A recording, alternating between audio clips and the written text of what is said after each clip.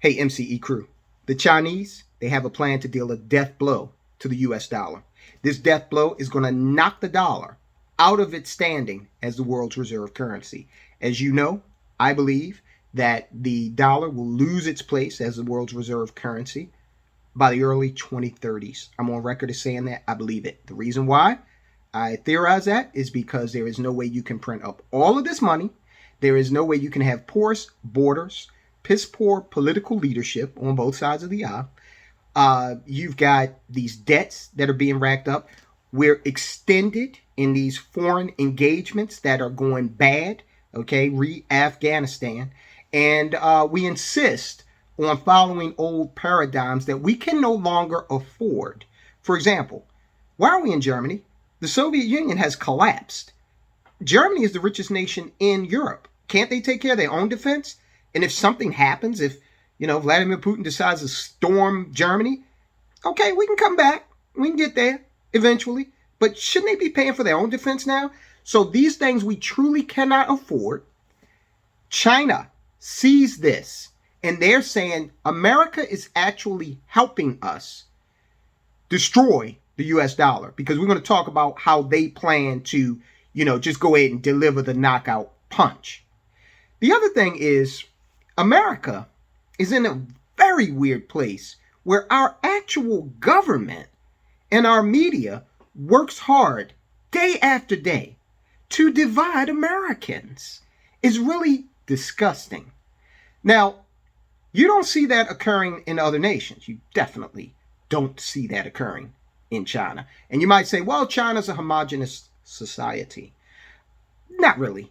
The Chinese have various cultures within the country that we know of as China.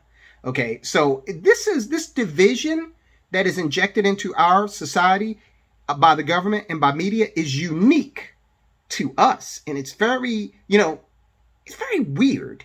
And I know Britain does a little bit of it, and Canada does a little bit of it, but we're the kings of this crap, man.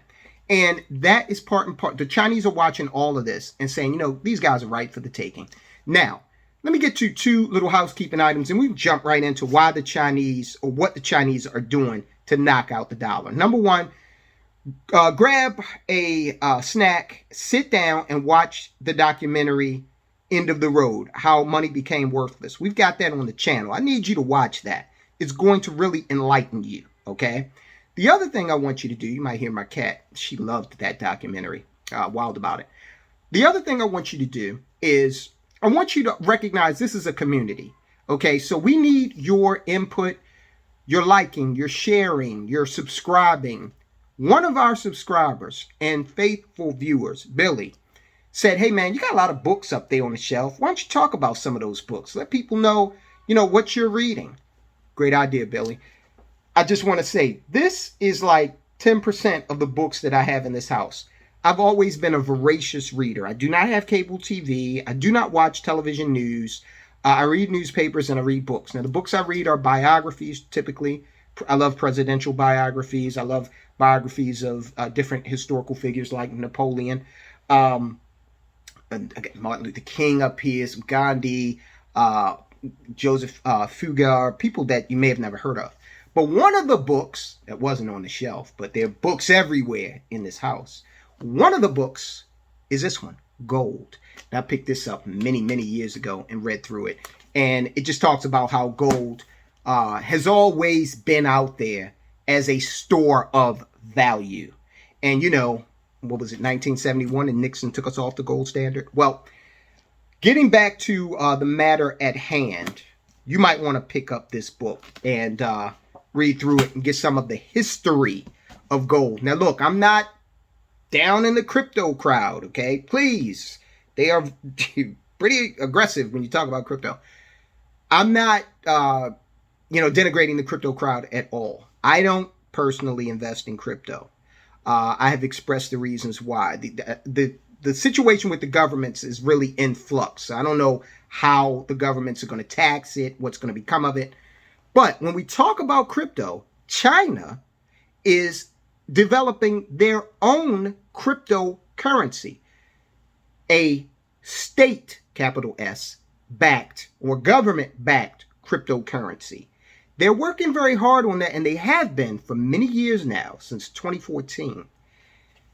There's a lot of speculation that China is going to back their crypto with gold. All right. China is going to overtake the United States soon and become the world's largest economy. Right now, the United States, the dollar is backed by a promise. That promise lies within our ability, or the government's ability, to tax the citizenry, because that's where the bulk of revenue comes from for the government. China is going to go one step further and say, you know what, we're going to go back to before, when we didn't have a fiat currency as the world's reserve currency, when the dollar was backed by gold. We're going to back the crypto Yuan by gold.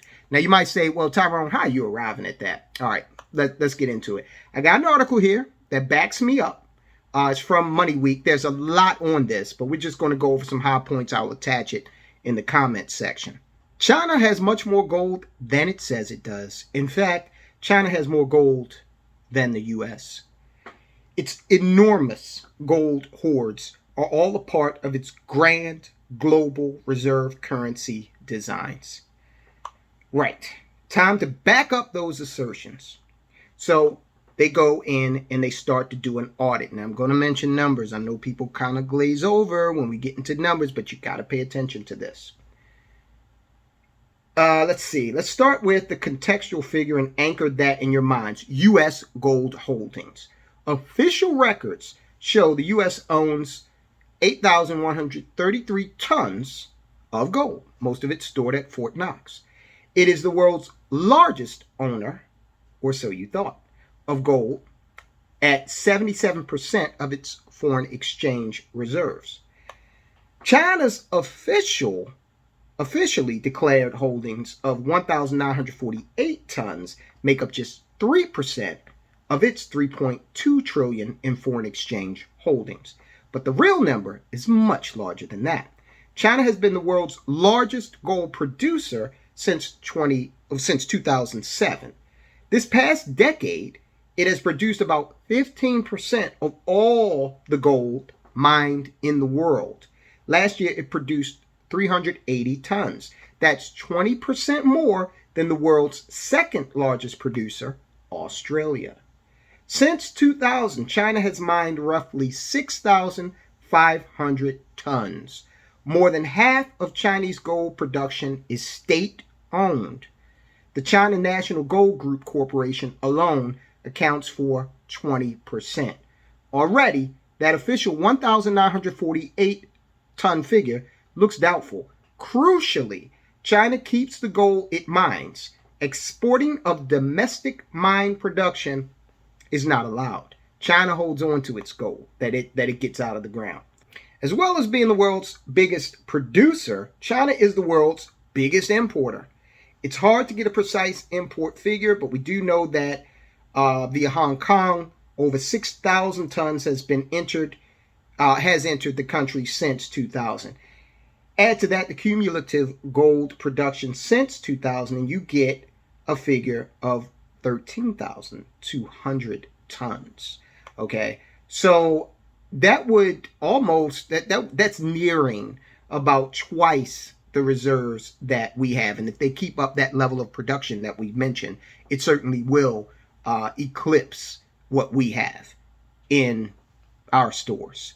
So this would be great for a country that's looking at having a currency backed by gold. Now the Chinese have engaged in some funny business with numbers over the last decade, so they'd have to be able to prove this some kind of way.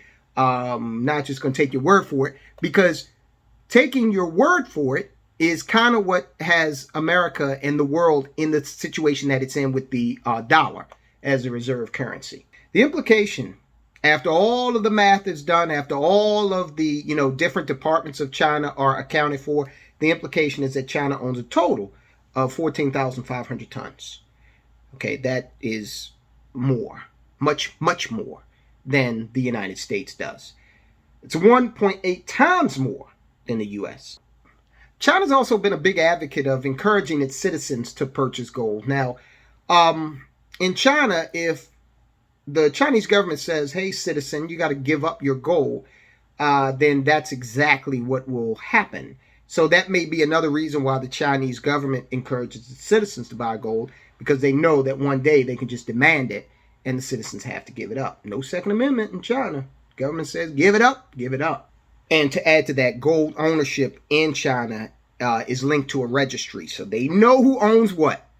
The other thing is the psychology of the Chinese people. Most Chinese, a lot of them trust their government, which we don't over here in America. I know I don't. I've always said that on this channel. I don't trust this government.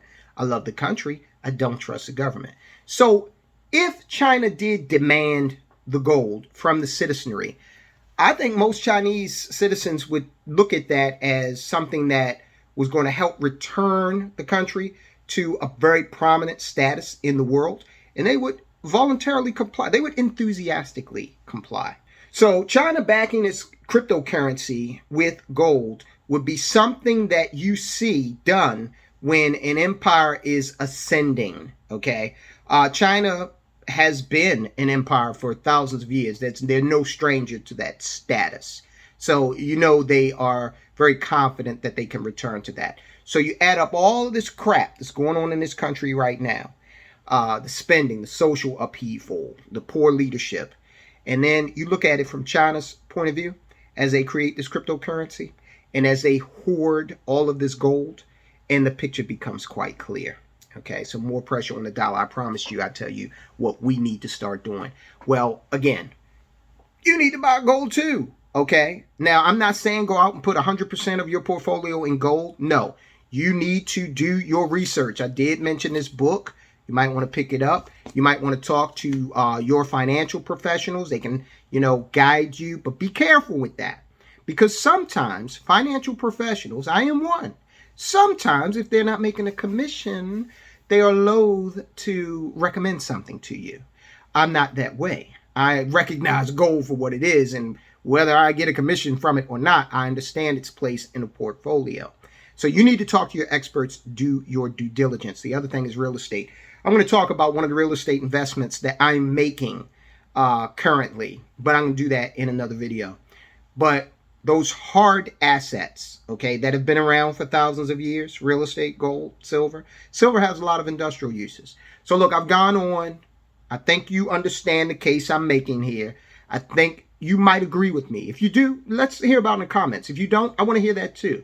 I think China is building up to being the next world reserve currency and also backing that currency with gold, which would knock the dollar right out of the box. America, we got to do something different, or else we're going to find ourselves as a second-rate country very soon.